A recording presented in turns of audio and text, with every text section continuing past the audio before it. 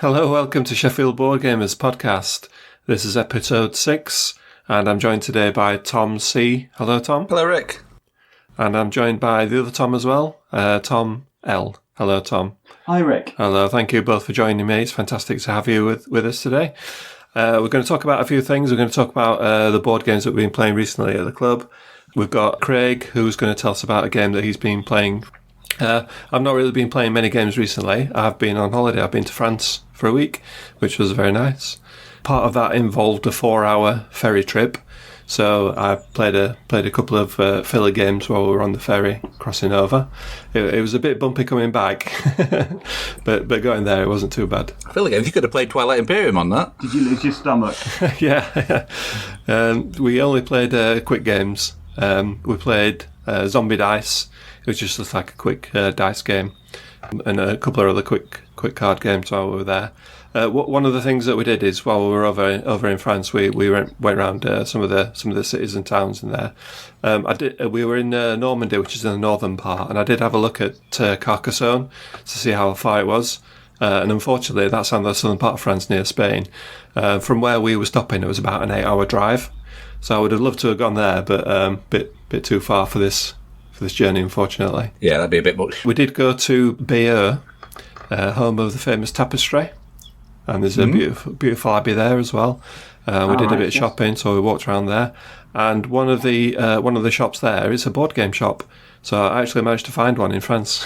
Cool. So I popped in there and had a quick look around. I can't actually find out what it was called. I've had a look on Google Maps and I've tried to find out where. I know exactly where it was, but I couldn't try to find out the name. But I think it must be quite a new venture because when I looked on the Google Maps, it was a sushi place, and it's definitely not that now. So I think it's quite a new endeavour. You sure it's not Sushi Go? They really should have that, shouldn't they, in the window? It's quite nice. It was only a little shop. It wasn't very big at all, but full of hobby games. They had Fireball Island set up. That's the one by Restoration Games with like a big mountain with marbles and things. That's quite impressive. So they had that set up that you could sort of have a look around and have a go if you wanted. And then there's a little room in the back that had Jamaica set up. I don't know if you played that one, but that's like a race game where you're racing around the island of Jamaica. So they had that out with all the cards and the dice and everything. So that was cool. Oh, that sounds good. They had a good variety of games. They had some games all in French, obviously. So you brought some back for translating then? Yes, yeah, funnily enough, I did. I invested some of my euros in the local economy, and I bought Hanamakoji, which is just a little card game. So I'll probably talk about that on a future podcast at some point. That sounds like it's an Oriental-themed game that you bought in France. Is that right? Yeah, that's right. Yeah. It's about geishas and buying them presents and things like that, but nothing to do with French at all. They did have Carcassonne, obviously, and they had quite a few Asmodee games. I think Asmodee is a French company, so they had a few of their games. They had Seasons, which I don't see very often on sale over here, and they had both the expansions as well, which are quite hard to come by, I think. It's a fantastic game. And I did notice that some of the games over there as well, they had different box art. So the same games, but different boxes. Citadels is one that we're going to talk about later on, I think, but that had a different box, but exactly the same game. Different artwork and everything in there, which is a bit strange. And there was another one. What was the other one? For Sale. Sale. I've played Sam's copy at the club. And that's the one that's available in the West. But the one in France that's available is by a different publisher, different artwork, slightly different. So I was happy to support the new venture there and buy something from the shop. So that was quite cool. I know there's a lot of games come out of France. They've got quite a few different publishers and designers. Yeah, so I presume there must be quite a big game playing sort of culture there.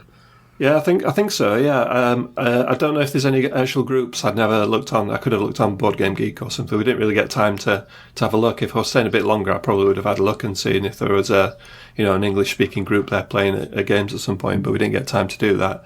But yeah, there was as well as the sort of big games that were there. There were a few indie ones and a few that I didn't recognise as well, which I presume were from either local designers or are just available in France. So yeah, I would have quite liked to have tried some of those or seen them in a bit more detail, but that was quite interesting. I always think the thing I notice about games coming from French publishers is they really pushed the look of the games, and they were the first to produce really sort of spectacular-looking things. Takedo. I mean, Seasons, actually, that you mentioned, is the first game box that I noticed had, on the front cover, not only did it list the designer, it listed the artist as well. So, yeah. I wonder if that's why some of the games are slightly different then, because they're not really happy with they don't think the artwork that we get in the UK would sell particularly well, so they have to redesign it and put it in a new box and things, possibly. Yeah, get someone French to do it. Yeah. So that's what I've been up to. What have you guys been doing? I would say recently, but I think it was beginning of August. Tom and I, we both went down to London for Board Game Development Con. Yeah, road trip. So we got up nice and early. I think it was 6:30 I picked Tom up, and we chunted down the M1 to there London and spent a fun day in the smog. Although it's not the central smog. It was actually lovely. Yeah, it was actually really nice. I met a load of people.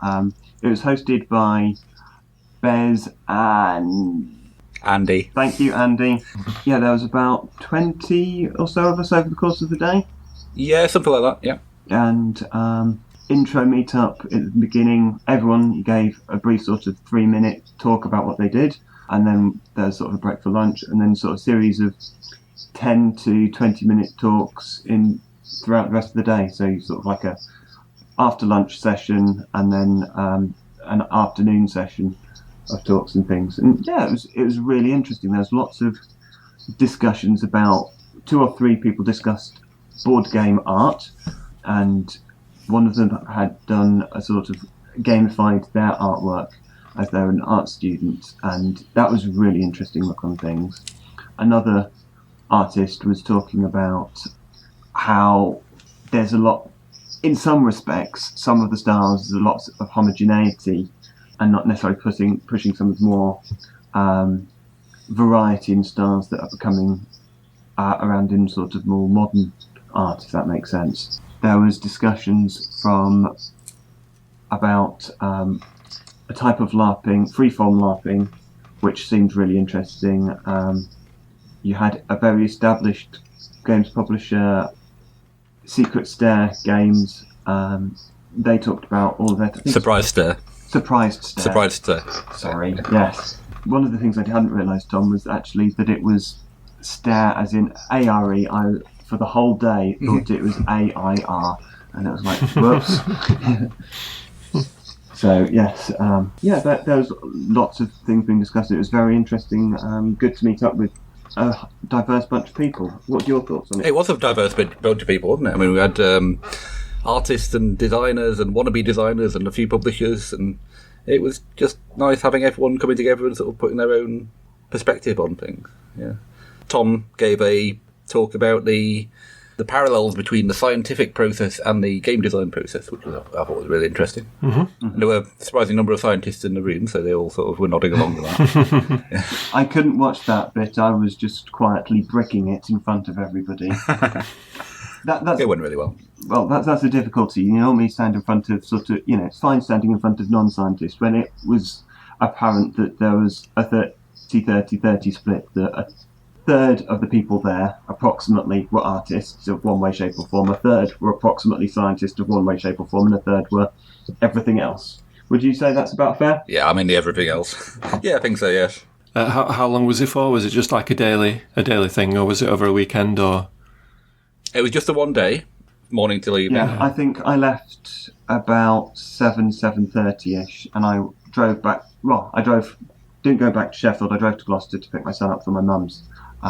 Although because I got up so early, I'd say the drive back was nice. I had a can of one of the highly caffeinated things, and I was kind of half driving, half flying by the time I arrived back in Gloucester. But the difficulty was leaving Sheffield at 6:30 in the morning, and I don't know about you gents, but I find that when I have to be somewhere at an early time, I set my alarm. And I always wake up before the alarm. It just so happened on that Saturday, I woke up 45 minutes before the alarm. I was not. So yeah, it was like, 5-10 minutes you can cope with, but yeah, I was up sort of at 5 something when I didn't need to be. But it was a good day. You went though, Tom, to the playtesting on the Sunday in London. Yeah, so I stayed for the Sunday as well, and there was so rather than going out and seeing the sights of London, I just went to a playtesting session. So, and that was really fun. Meeting up with people and trying their games. And, people that I see like once a year at UK Games Expo. And, it's you. And, I finally might get to try your game again. Yeah. A weekend of gaming. It's great. Yeah, it was very well run. It was very enjoyable. And as we know, the gaming community, everyone is just so friendly. Yes, everyone. That's just the best bit. You can rock up somewhere. I think I knew 4 or 5 people at the start. And yeah, everyone was just very friendly, happy to talk to you throughout the whole day. Yeah, I think the best bit was in between the main talks, just everyone having a chat about things and chatting around various things that they'd thought of during the talk and saying, "Oh yeah, that thing you said." It was just good talking to people. So that was the beginning of August. At the end of August, the August bank holiday. Can you remember how nice and warm it was? We were having that heat wave. Yeah, it was great. Yeah. I was in a room with 1,000+ other people in Scotland. So I've gone to the Tabletop Scotland convention. Apologies, gentlemen in Scotland, getting the convention wrong. Yes, it was brilliant. I went last year for the first time because it was the first time last year, and went again, and they increased their numbers by 54%. So I think unique attendees were something like 1,500, and it was about 2,200 total numbers. So if you include repeats from the Saturday and the Sunday. Wow, that's pretty good. Yeah. But the place, the convention centre, Dewar Centre, has got the space for people, but it's in Scotland. So number one, they don't think that they'll ever see the heat ever. And number two, one of the halls is normally an ice rink for curling and so on during the winter months. So why the heck do you need air conditioning when you've got a dirty great big slab of ice to keep everyone cool? Except for the summer heat wave when you've got 1,000 odd people in the hall. But being serious though, there was lots of families. I would say the unique thing about Tabletop Scotland is how they get not just adults, but you get parents with kids, and there's loads of kids there. And great. I know you've got the family gaming zone at Aircon, which is good, and I know you've got that at UK Games Expo. But I think the relative proportion of families to non-families at Tabletop Scotland is just higher. And I think they've done something with the marketing to really encourage the families in, which is really nice to see. There's buckets of gaming space for people, but they've also done different things as well. So you've got seminars like other places do. You had Eye of the Beholder, which was all to do with the Dungeons and Dragons artwork and things like that. So they had a showing of that on the Saturday and on the Sunday, which was cool. I didn't go to the one on the Saturday because I was in the pub quiz, which was a gaming pub quiz, the team I was in, we did very middling. We were neither rubbish, but we were not good either. So it was very, very middling. But I'm going to blame being tired at the end of the day rather than being rubbish. But what else was of note? Yeah, there's a couple of games I want to talk to you about from there. One which was what I played Saturday night, which was Shifty Eyed Spies. We'll get onto that in a little bit. The other one I didn't play at all, but Yay Games, who are a brilliant UK outfit, you may have played Ominoes from them in the past, or Frankenstein's Body, or Sandcastles. Their new game, which is Tales from the Deep Dark Wood, is coming out in October, and it's based on the Gruffalo. And my son went over, my son's 6, and he played it, and he absolutely loved it. Now, Brandon has played Ominoes before, so he does play some games and some sort of wood ones, but he absolutely fell in love with Tales from the Deep Dark Wood. So anyone who's sort of thinking about what to get small people for Christmas, I would strongly recommend it.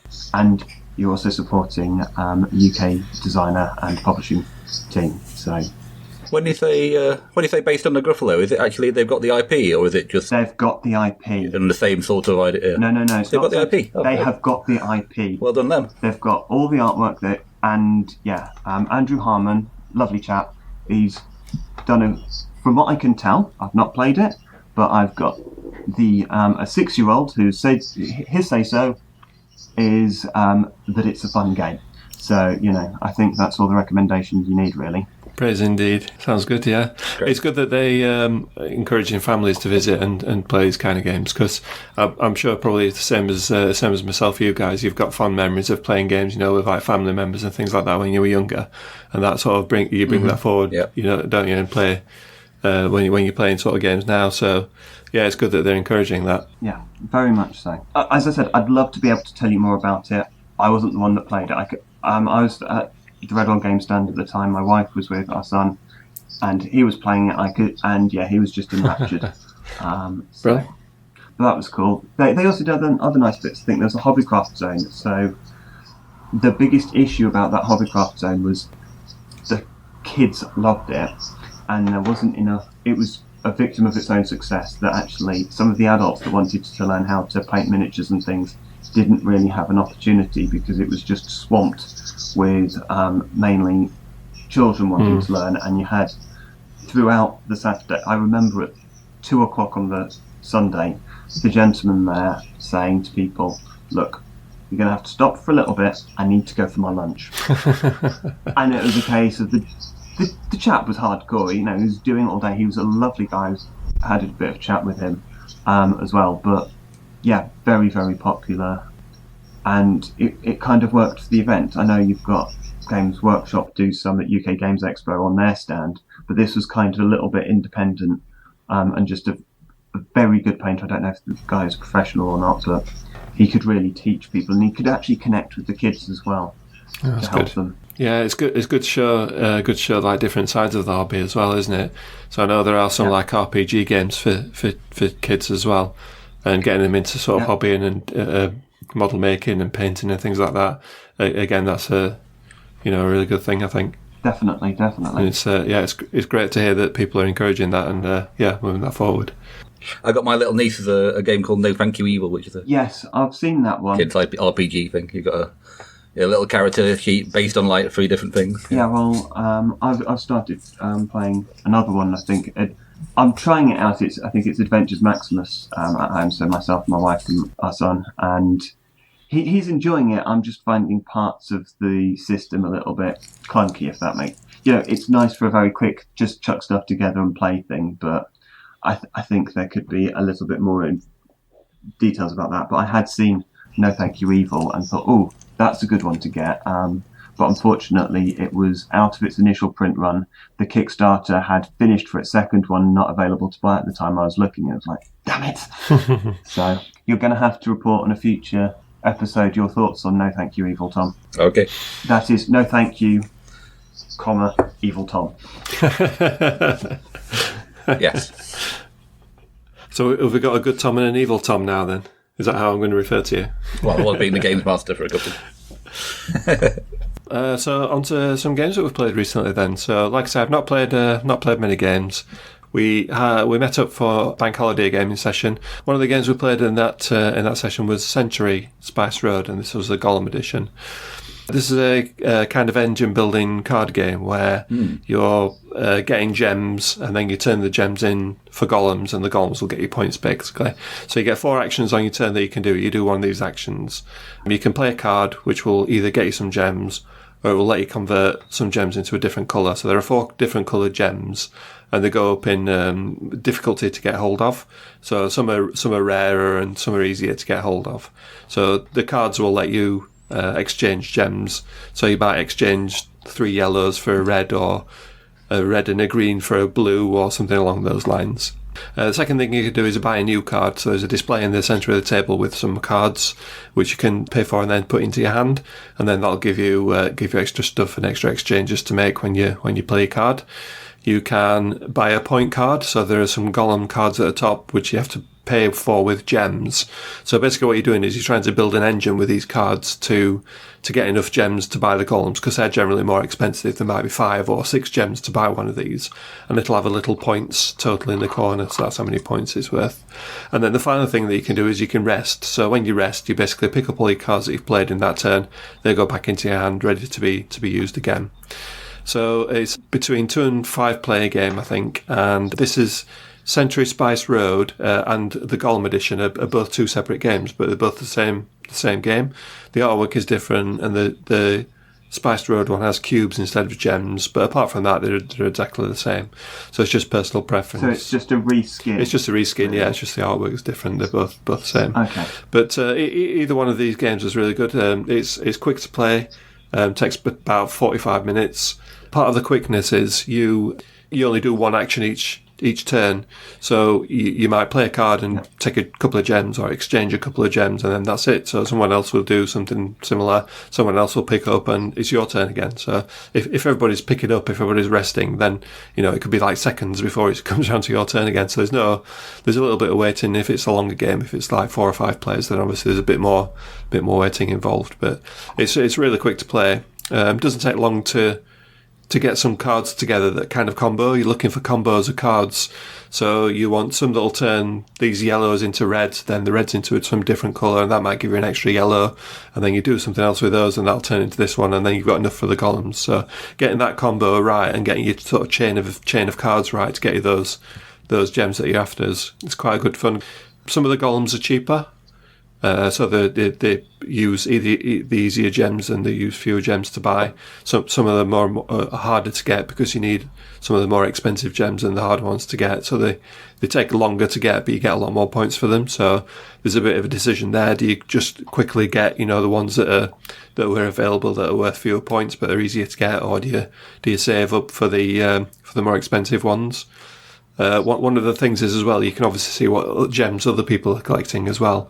So if you see a golem that you need to pay 4 red for, and somebody's got 3 reds, then you probably know they're going to go trying to get that one. So you can either race them to it, or is it worth changing your strategy to go and try something else?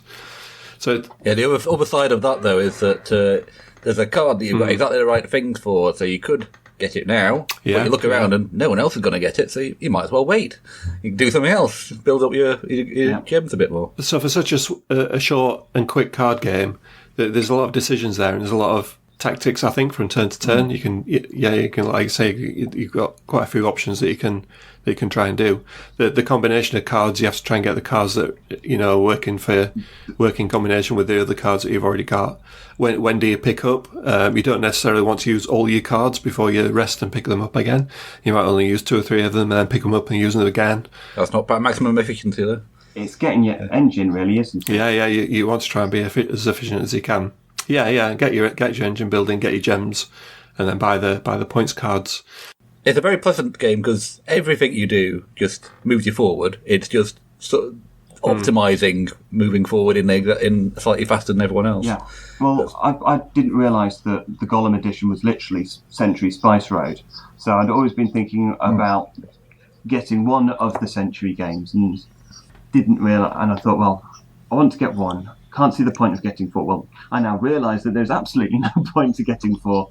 I thought Golem was its own standalone thing rather than a reskin. But it's a really weird thing. As I understand it, the publisher sort of wasn't sure which of these 2 themes to go with for the games. Right. Then they decided on the Spice Road one, but they still had all the art and everything for the Golem one, so they released it at a very small sort of a special edition thing. But then people wanted it, so they published a few more of them. So now it is there's lots of the Golem Edition out there. But it is exactly the same game. And they said they would never do the Century Spice Road has now had 2 other games in that series, and they said the Golem one was just going to be that first one. But then they went, oh well, fair enough. People want it. We'll do the second game with golems as well, which again is exactly the same game but did different things. So they've reskinned the other 2 as well, so you can get the Golem trilogy. As far as I know, it's only the second one at the moment, but presumably they're going to do only the second one. But yeah, I'm sure they will produce some boxes to help them print money for the third one. So I'm assuming then that the Golem and Golem 2, whichever, isn't it Eastern Winds or whatever the standard one is? That's Century Eastern Wonders. Eastern Wonders, sorry. Eastern Wonders, which is Golem 2, yes? Yes, I don't know what they're calling. Do those two boxes sit next to each other and make a larger diorama like the standard Spice Road Eastern Wonders and New World do? Oh, I expect so. See, that at least you've got to give them credit for going, you stick the three next to each other and it looks pretty. There was a one game series, I can't remember which one it was now, but they were all numbered. So on the spine of the box, they all had a number. To collect the set. And that kind of encourages you to get the full set, even if you don't like a particular game. So it doesn't go 1, 2, 3, 5. Oh yeah, for completists. You could just go for the Fibonacci sequence. But yeah, it's a great little game. The artwork's fantastic. The components, the gems themselves are nice, big chunky gems. I was going to say, it does look nicer than Spice Road, I would say. I have to tell you, I didn't really look at the art while I was playing it because I was just thinking, changing two yellows to a green. I was just thinking about what I was doing. I wasn't looking at the pictures. I mean, when you stop and look at them, it's nice.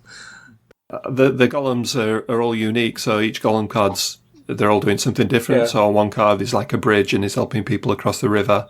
In another card, the golem's kind of rounding up the sheep and things like that. So yeah, you don't really. I mean, the fact that they've rethemed it and it's it doesn't make any difference to the game. That sort of points to not being that relevant, really. But yeah, might be different for different people. But speaking personally, I think I had exactly the same experience as if I'd played Spice Road.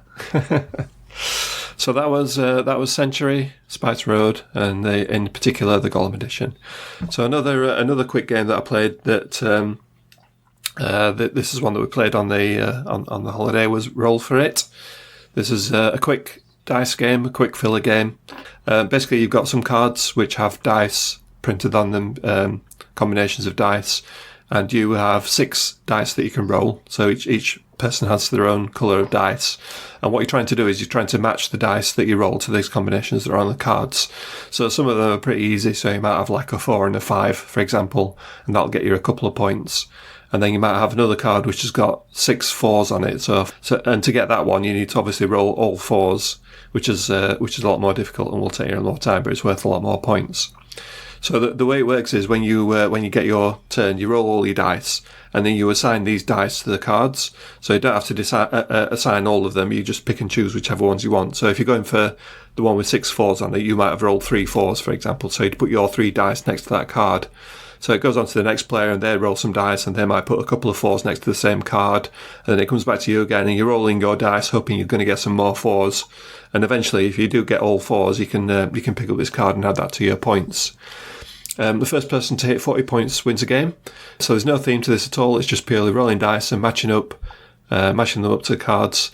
But the strategy is the risk and reward of trying to pick which card are you going to go for. Do you kind of spread your dice out and go for a few different cards? You can sort of push your luck and hope that you get it before your opponent. He might have 3 or 4 dice already on a card, but if you roll just the right combination, you might pip him to the post and pinch it before he gets his last dice on there. And it's really quick. Probably takes about 15 minutes to play. Maybe a little bit longer with more players, but I think the version I've got plays up to 6, I think it is. So that's obviously going to last a little bit longer. But this is another good quick filler game. There's no theme at all on this one. It is purely just rolling dice and matching up to the cards. Little bit of strategy. It's not one that you're going to play, over and over. It's not one where you're going to spend all night playing it. You probably play it a couple of times, if that, and then put it away and move on to something else. But for a quick game or a quick family game that you want to play, it's a good one. This is Roll for It. So kind of get the grey cells warmed up for something a bit more in depth. Yeah. You don't even have to really think about it. All you're doing is just matching your dice to your cards. So if it's late, or if you're not particularly bothered, or you just want something quick, then you can just play it as that. Or like say, you can sort of strategize it a bit and try and play the dice and work out the combinations and things. You can do it either way, which I think is what makes it good for a family game. You don't have to think too hard about it. You just roll the dice, see what you get, and then try and match it as best as you can.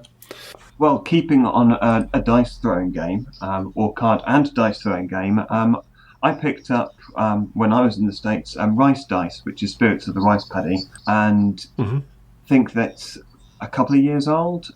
No, it's not. It's from last year, tell a lie. And it's by Ape Games. Yep, from Ape Games. And it's a nice 1 to 5 player game. So I've played the 1 player version. I brought it into the club a few weeks back. And whilst I didn't play it there, I did see a bunch of other people giving it a go. And I played it at home. And they played your game without you? I was playing another game at the time. How rude. No, it's fine. I was playing... See, I wasn't going to talk about it, but I was playing a couple of games with Samuel, and as he's not here, I'm not talking about them this evening. Okay. So Yeah. I was playing other games. So I don't mind. Games are there to be played. So I don't care if people play my games without me. If they're enjoying themselves, that's fine. Absolutely. So often I bring in 4 or 5 games and I don't play any of them. yeah, exactly. It's about sharing the love of the card and the plastic, and so on. So it says age 10 plus, which I can kind of guess. I don't know. I think that might be skewing a little high, because I've played it at home and my 6-year-old was beginning to grasp it. I think 6 is too low. He does play a few other things, so that might skew things a little bit. And there are certain nuances he was missing, but it's a nice game where the principle is you're a rice farmer, and you start off with your basic paddy card, and then you roll 5 dice, and they've got different symbols on them. So they've got worker symbols on a single one on one face, 2 worker on another face. You've got a card symbol, a water symbol, a weed symbol, and a wild card symbol. So you roll your dice, see what you've got, and then you can choose to re-roll some others. To re-roll any of them that you want. So you can either re-roll all 5, or decide that you want to keep 2 of them and re-roll the other 3. And then you have to make a decision as to which action you're going to do for the round. So if you wanted to go, you looked at your dice and went, I've got 3 workers on there, I wanted to do worker action this round, you'd take all of the workers and any wild cards to do that. And so the number of symbols that are facing you is how much of that action you can do. And it's all about managing the workers on your rice paddies, but also the flow of water. So as you know, you need water in your paddies to plant your rice, but you need to get rid of the water to harvest it. And so managing and there's a limited amount of water, so if you've got more people, there's more water available. But similarly, it's got to go around people, so there's always a kind of a push for trying to get as much water onto your paddies and have them move from one paddy to the next paddy and off. And it's a really tight mix in that respect. So it's not just roll dice and see what happens. You've got to think about what options you're going for and how you're setting up the different rice paddies you are, because the card symbol enables you to add an extra rice paddy to your chain, and I think you can have up to four of them on in front of you, and that affects how much water is available for everybody else. If you've got, but they also do special things, which is the spirit of the rice paddy element. You've got, I think, 5 different spirits, and some of them are more malevolent towards the others, and so will do things with weeds, and so your opponent have to move the weeds around, and paddies with weeds in them don't score as many points as paddies without weeds. And played it a couple of times. I've enjoyed it. There's a simplicity of gameplay, but a complexity of strategy, if that makes sense. That's definitely the right way round. Yeah. Complexity of gameplay, but simplicity of strategy, not many people are going to go for that. Yeah, I liked it. So, is this game sort of the dice version of a bigger game, Spirits of the Rice Paddy, then? I think it is a dice version of Spirits of the Rice Paddy, yes. I've not played Spirits of the Rice Paddy. I've never played that one either, so... Yeah. I saw it, I thought it's a nice little box. I don't have many sort of dice-based games at home, so I thought I'll give it a go. And it was the sort of mechanics element that I was curious about, which is why I picked it up. And I like the way in which it's not just a 1 to 6 on the dice, it's different symbols, and you do have an element of you could get a good dice throw, but actually there is the strategy in there that if the dice gods hate you, you still should be able to play fairly competitively. You'll just have to change your strategy a bit. I really thought it was a nice game. It's good for up to 5 people, which does, it's not the sort of golden number. I like games that you can play up to 6 because I find 1 to 4 people is okay, but if you get a slightly larger group, you then struggle for games to play. So the fact that it's a 5-player game is quite nice. It's easy to take to places. I think it's about the size of a pint mug, pint glass, in terms of approximate width and height and so on. So, really good size game. The artwork's nice, and I think it was around about 20 quid for a box, so it's not going to break your wallet either. So you said you played it one player. Is it like a score attack game then? Do you try and get a score of a certain amount, or...? No, there is you have got an AI. So there is a special card, which is the AI, which is the Happy Farmer for solo play. So I'm just going to read it out, which it says, roll the dice, perform the action for the most rolled icon. If there is a tie, do the topmost action among those tied. So it's either release water or a farmer, the card symbol, or weeds. But basically, if they can't do anything, they will score. So the Happy Farmer will be either doing something to increase on the dice track, or scoring. So I didn't manage to play it all the way to the end, but it's quite nice that there is a way that you just roll the dice and you literally do as it says, and it will score points even if it's absolutely rubbish. So quite nice that they've managed to find an AI, so to speak, to play against. Yeah, that's good. A few games, I think it's becoming more popular, isn't it, to put a solo option in there for people to play when they've when they're on their own or if they've got some spare time. So it's good that option's available, and I quite like the idea of playing against the game rather than just trying to get like a high score or trying to beat your previous score or something like that. Yeah, sometimes I know some people play solo by doing I am player A and I'm player B. But at least this one, it's you and you are trying to beat the game, which is quite good. I hinted on this one earlier. We played Shifty Eyed Spies after the pub quiz at Tabletop Scotland. And it's I think it is a party-based game. And it is, what you do is you sit around a table with 2, 3, 4, however many people there are, and you've got cards, and you pick them up, and one of them is the person you're trying to get to take a package from you, and the other one is a destination. And what you're trying to do is make eye contact with the person you want to take the package. They will then receive the eye contact and then indicate as subtly as possible where you're supposed to take the package to. I love the sound of this one. It sounds great already. And then when it comes round to you, you declare that I've made contact with you, Rick, and you'll be taking things to the book stand. But if Tom was wily, he would go, I'm calling you out, Tom, and say, you've got Rick to take it to this place. But at that point, he would get a card for actually correctly identifying. But if he'd got it wrong, then he'd lose one. Now, I may have had a couple of ciders, so I might have got things a little bit wrong. And I had been on a stand from 9 until 6 the whole day and was a wee bit tired. So, number one, I was rubbish at it, as Sally and Mark and Ian can attest to. But it was a fun game, and trying to get it explained as well, having the rules explained at that time, I didn't follow them completely. So all I would say is check it out. It is a great, fun game.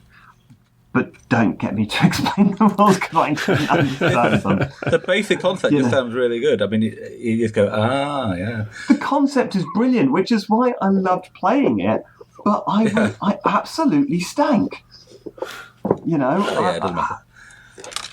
This is the only game that I've seen on the shelves at my local Tesco, which I've considered buying. Right. Yeah, the box, I don't know if it's the same in Tesco, but the box has like eyes on it that move. It does, yeah, the holographic thing, yeah. So you no, they're really Yeah. cool. So what I would say is, next time you're in Tesco, put the box next to your pack of tomatoes and your cornflakes. And I'm sure it's available in many other places, not just Tesco. But... I'm sure it is. Yes. Yeah, it does sound good fun. This one is there an element of bluffing as well? Do you kind of can you sort of wink at somebody and not mean anything by that, and actually you're trying to speak to No, I think if you wink at somebody, then that's considered to be. I think that's a kind of cheating. But you're trying to get that contact. I don't know. I think you could be as blatant as you like, but the more blatant you are, the more likely people are going to get you. Yeah. So you could stand up and say, "Oi, Tom, go to the library." But I think people might guess that you want Tom to go to the library. Yeah, well, no, this is the thing. I would say, "Oi, Tom," and then you'd go, "Library." And then Rick would know that I'm dropping a package off for you, and, and that's what it's about. So, yeah. And it is the fact that each player has only got part of the puzzle, but it gets really confusing when you've got sort of two people trying to communicate with each other. So I was playing, and the person who was indicating to me, I was also indicating to them. So I think we also got our eyes mixed. No, it was cross-eyed.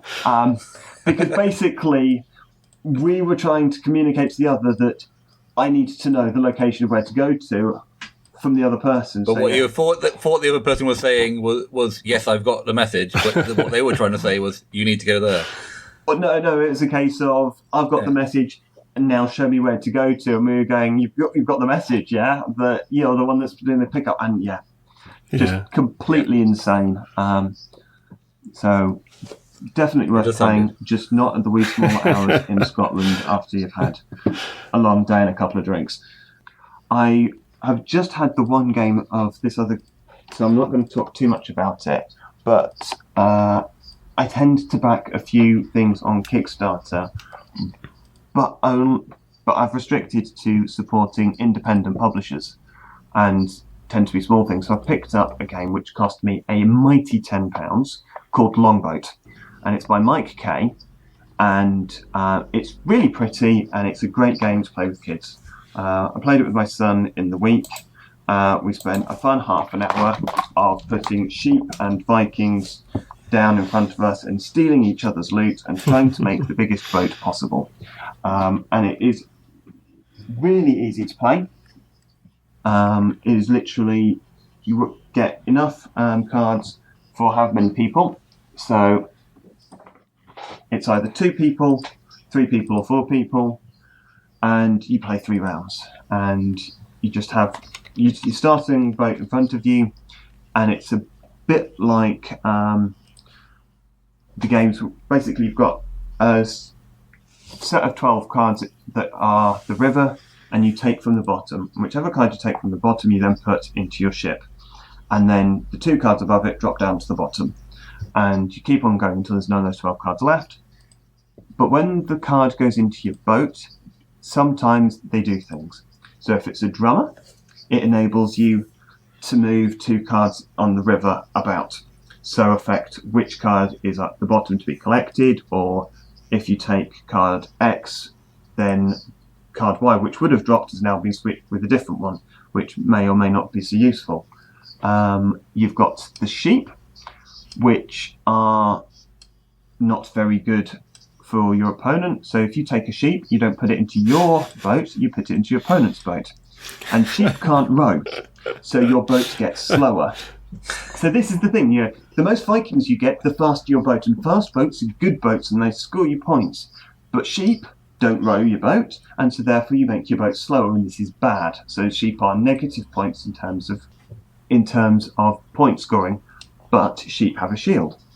And shields of your same colour is a good thing.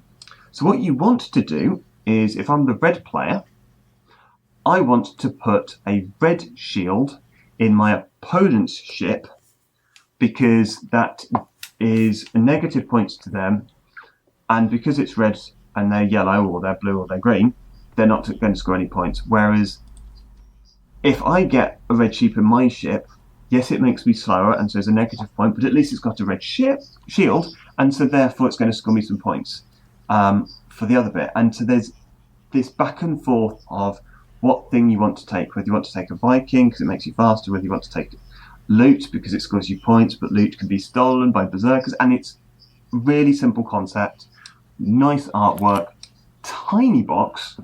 I mean, it's not standard cards, they're really quite thin, and so I can literally put the box in my hand and go fingers all around it and hold it. So yeah, I can nearly get my thumb and finger together to connect it. So you can literally just chuck it in your purse and take it with you for gaming evenings. So yeah, nice game. I would recommend it, and for the price. It does look good, yeah. I'm just having a look at the pictures on Board Game Geek, and you're actually building up a longboat on there. You make an actual boat with all these guys on it, and I can see a sheep on there as well, so he shouldn't be there.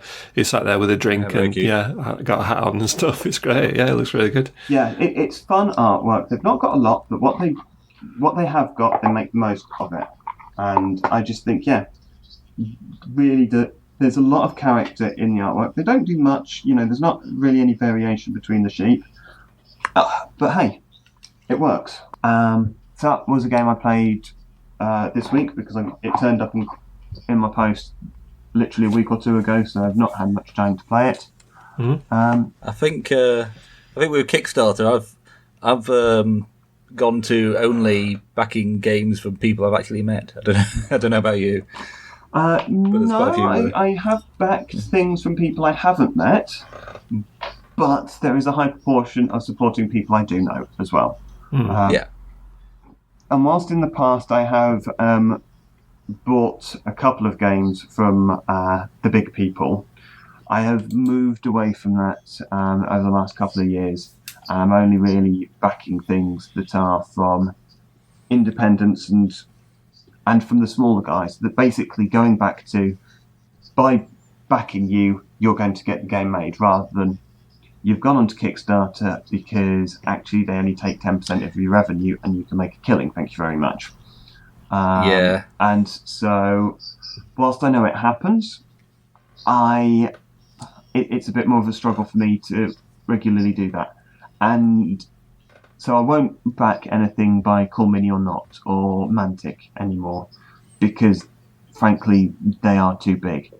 I think things from companies such as Alley Cat Games, whilst they're still at that mid-size where they still kind of need Kickstarter for some of their projects. I know not everything now is Kickstarter for them, but I think they still need that element to keep going. But the companies where you just see a ridiculous number of unlocks for hitting stretch goal X, stretch goal Y, stretch goal Z, and you know that they're just going to hit them because actually it's become a marketplace. I've shied away from that completely. Yeah, I've never taken to that. I think it's a bit too much like DLC in downloadable content in video games. Yeah, all the stretch goals. Like if it's supposed to be part of the game, put it in. Otherwise, don't. Yeah. Some of them are ridiculous as well. I mean, some of the games that I've seen, you get you get the box itself with a game in, and then you get stacks and stacks and stacks of expansions. Like 4, 5, 6 boxes with extra stuff in, and do you think, am I really ever going to play all that? Yeah, I mean, what was it? The Batman game last year. That's what I was thinking on. Actually, you could spend hundreds and hundreds of pounds just on bits for that game. I don't know. But the thing with Batman game is at least you get, if you like miniatures and you would like to paint them and make good use of them, I can kind of see that attraction, and it is at least pretty. But I seem to recall, because the way that they operate, they can't actually make a profit if they release it traditionally. Because of all the other bits and the costs and things, they need to... The way they set up, I think they've kind of shoehorned themselves into, we must be Kickstarter only, because we're doing it this way, and because we're a big board, big miniatures game, I think, and I could be wrong here, I think that they can't actually get it into retail, because of the margins are so slender. Yes, the last game I played, which I think you two told me you've played, is Citadels. I've not played this one before, so I played that this week actually on Wednesday, and nice little game. We just played the intro setup where you've got the assassin, the thief, magician, and so on. Mm-hmm. But I really like the concept of you're putting together your city, and you've got a set of cards for the different characters, and every player plays one of them. And so there's an element of bluffing and second guessing and trying to work out which character's which, because the different characters enable you to do different things.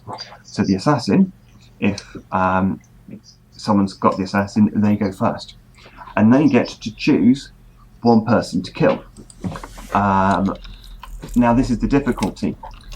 The assassin will know that there's one character, because they're face up in the discard pile, that's not there.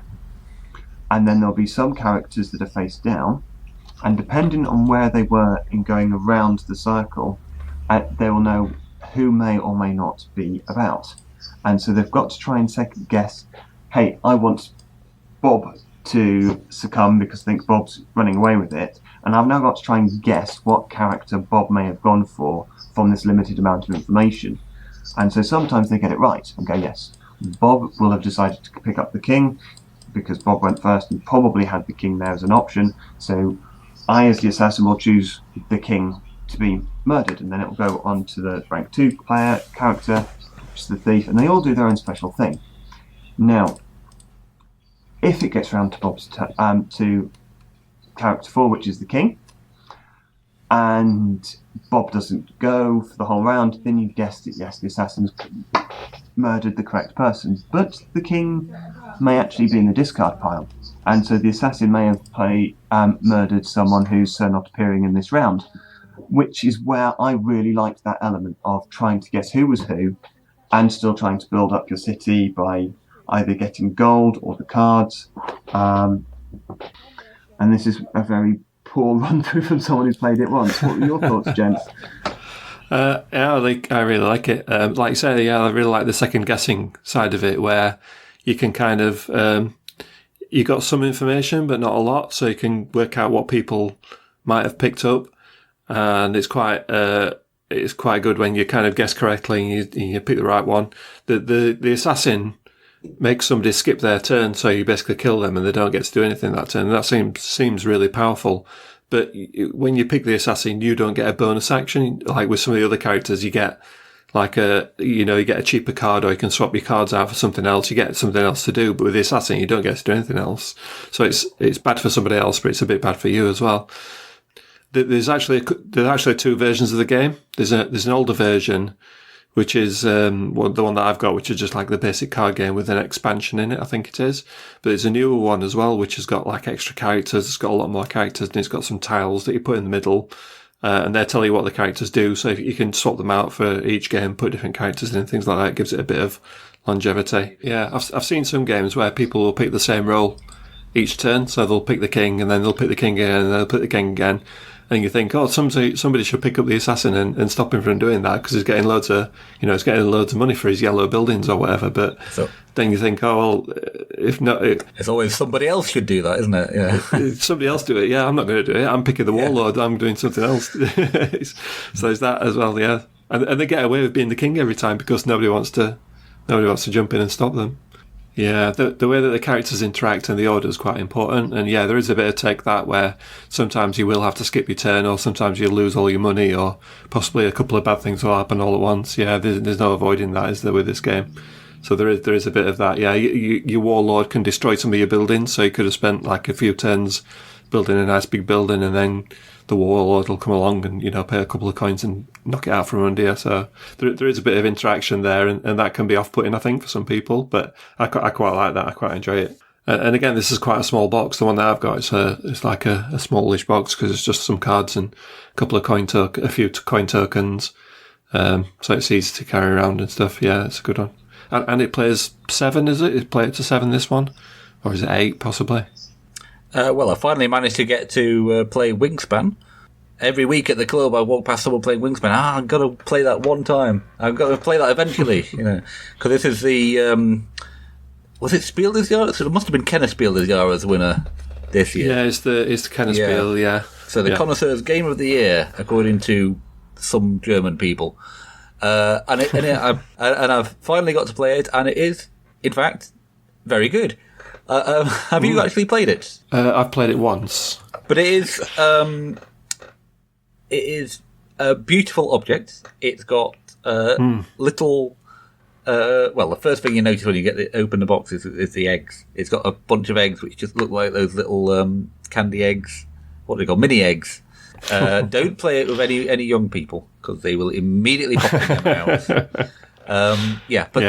All the components are beautiful, and the gameplay just flows very nicely, and it's quite simple. I mean, we read through the rulebook in 10 minutes, and then the rest of the game we didn't need to look at it. It was so simple. The first time we picked it up, it just went straight in, and all the things you need to know are written on the cards.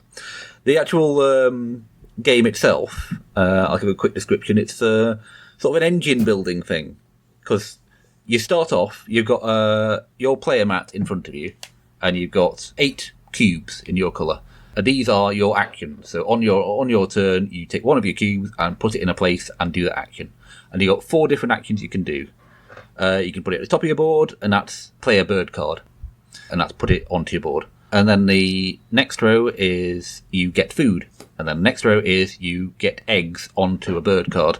And the next row is get more bird cards. So they're all fairly simple. But as you go through the game, each of these actions gets more and more powerful. Because when you're playing a bird card, you're putting it either in the forest or the grassland or the wetland, which is the place where you're selecting the actions. So if you put it in the forest, then that's where you're selecting the get food action. And suddenly your get food action is more powerful because you're selecting something further along the road to start with. So instead of just getting one food, you might be get one food and you can pay a card to get another food. Or later on it's get 2 food or whatever. But in addition to that action, the bird cards that you've placed down there might have an action that happens when you've chosen that row. So you choose that and you get food, and then you move to the next bird card down, which says tuck a card under here for a point at the end of the game, and then you move to the next one, which is roll the dice and see whether you get more food, and then you move to the next one and it says draw a card and get an egg. So by the end of the game, you've got instead of just doing that action, you do action and all the other effects that you've attached to it. So it's it builds up into a big sort of engine building thing, and if you've got the right birds down, then they turn into combos. So yeah, I had one in the last game where I had on my eggs row, I activated the eggs power, so I get some eggs on my bird cards, and then the next one allows me to spend an egg to get a card, and then the next one says took a card to get some more points, and so eventually I've ended up with more eggs, more cards, and more points just from that one power. Each round you're aiming for something to get bonus points, but then at the end of the game you add up all your points because each bird card you put down has a certain amount of points on it. So you could aim for the fairly low value ones that are easy to get down but might give you something along the way, or you could aim for the ones that have got big points. It didn't seem in our first play of it to have any dominant strategy. I mean, you can't just sort of go, right, I'm getting food, I'm getting more food, I'm getting more food, I'm getting more food. You have to keep on trying different things, and the cards you put down sort of inform what you're going to do. So I ended up having a powerful egg engine, and Polly ended up having a powerful food engine or something. Everything just flowed really nicely. It was just it was a lovely game experience, just because everything just made sense. And it's got a bird box. It's got a little cardboard dice tower that you fit together, and it's in the shape of a bird box, and you put the dice in there. Yeah. I know, that's just nice. Put the dice in, don't you? And the food comes out. Yeah. When we played it, I think we found the same thing. Yeah. not only is it really well produced. I mean, the dice are great. The bird box and the dice tower thing is great. The actual graphic design of it is good as well. Mm-hmm. All the icons make sense. You've got like your own personal board in front of you, which is all coded. You've got the river at the bottom, which shows you where your wetlands birds go, and the forest. Every card is a unique. So it's all really obvious. They're all beautifully illustrated. And it's a big deck as well, isn't it? It's a huge deck of cards that have all got different everyone unique, birds on. Yeah. But yeah, I found the same when I played it. Yeah, I just really enjoyed getting that engine going and sort of building it up. And as far as I remember, the scoring cards in the middle make you sort of follow that as well. So you one round you're trying to get a certain number of birds, or in another one you might be trying to get something in particular to match these scoring cards. So you can sort of ignore it in this particular round and work towards the next round that's coming up. So they're all available to see for everybody, which makes it good as well. Yeah, and you've got your own. You've got your own endgame bonus cards you've got in secret as well. So they kind of inform what you're trying to go for. So, like, I might be trying to get lots of cards in the wetlands or with a particular shape of nest or something. The eggs, I think they're kind of rounded. They're flattened off at the bottom, so they don't. They kind of sit on your board. Roll off. But we did find that a couple ended up on the floor that we had to hunt for, just purely by knocking them off or rolling them somewhere. That was a bit entertaining. But it's not a big problem. I think that's the worst thing I can say about it. Really, yeah, I really enjoyed it. It's a good game. You can see why it's won the award. Yeah, it's a clever game. It works very well. It's one of these. I think games these days are more optimised towards the first play than they used to be. It used to be that you'd get a game and you'd only really be playing it after like 2 or 3 times of trying it.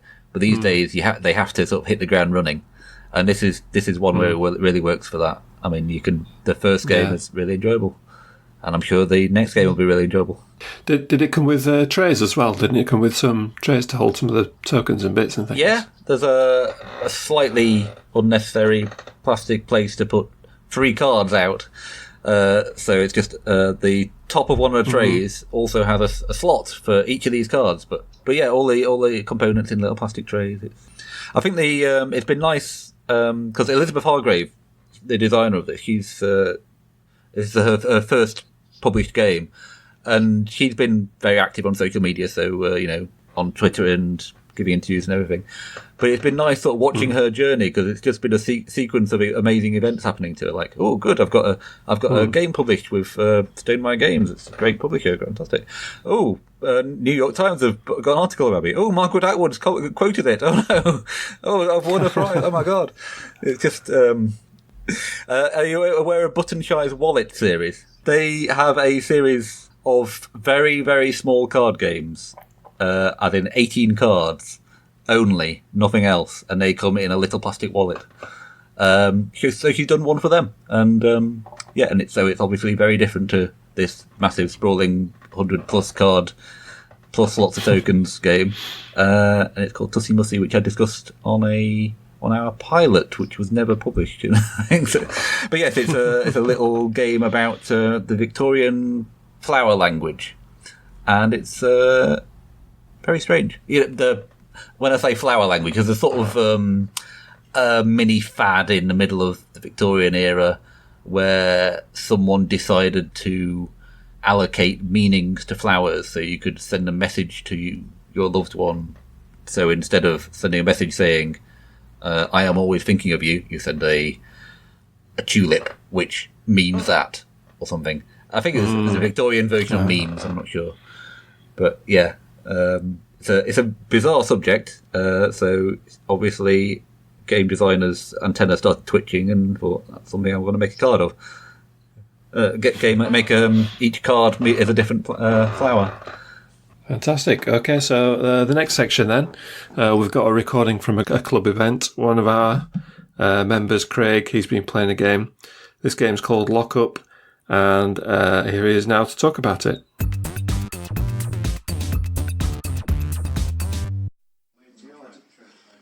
Okay, what's your name, please?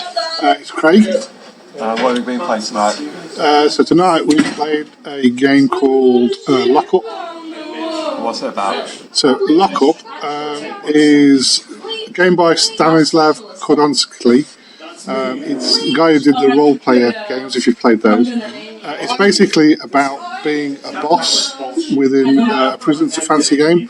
So you have a number of goons in your gang, and the idea is to use those goons to do things like make tools to improve your station, or hire more powerful goons to help you out. And each round there are 3 phases that you have to play. So the first phase is basically putting your goons in the various locations around the board. The second phase is we use those locations, and they are always activated in the same order. And the first location determines the first player, which can have a big change on the rest of that particular phase. And then the third phase is we check to see whether we've triggered a raid by the guards. If we have, then they come looking for the most suspicious player, and that player loses a number of reputation. And then basically we repeat that for 6 rounds. The person who's got the most reputation at the end of the game is top goon, top winner. Oh. And it's by the same people who did roleplay, but it's a different game, isn't it? It is, yeah. Differently. Yeah. I've not played one like this before, but yeah, it's by the same people who did roleplay. So there is some rules, such as the end game goal bonuses that you can get, and the races that are in this game, they're in the roleplay games as well. So there is a bit of crossover, and so it's nicely thematic. It works very well. Plays in about an hour. Plays from 1 to 5 players, which is always good to have games that you can play one on and more than 4, which is the standard. So it's a very, very well made game. Brilliant. Thank you very much. Thanks, Craig. No worries.